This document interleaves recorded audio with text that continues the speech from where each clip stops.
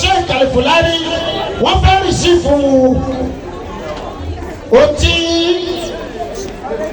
gbogbo báńdì Alájà Misura tí wọ́n pèsèntì fún iléeṣẹ́ Ayusu fún iṣẹ́ takuntakun èyí tí wọ́n ṣe.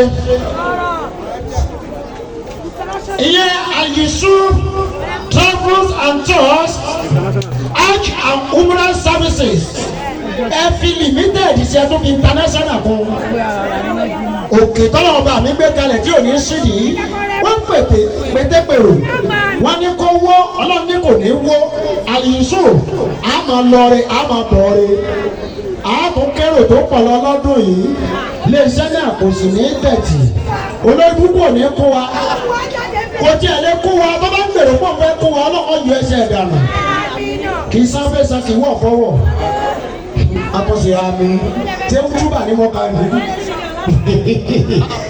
Yes, lórúkọ Ayusu ìlọ́lọ̀ ká ní jẹ́ ẹ̀sán ẹ̀dá gbogbo ẹni kankan ní bọ́ọ̀lẹ̀ báyìí.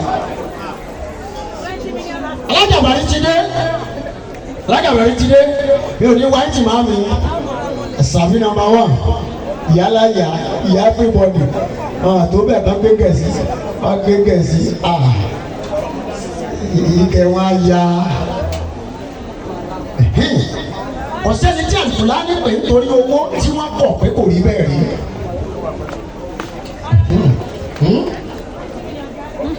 O ṣe ìyá kékeré. Al-Fulani ti pè bí ṣe máa di MC live and direct tó wọ́n máa ń jáde.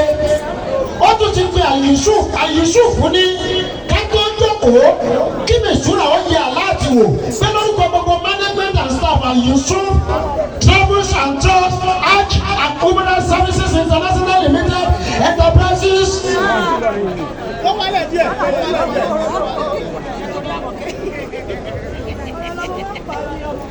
Èmi náà ti mọ̀ pé mo ti dúró a máa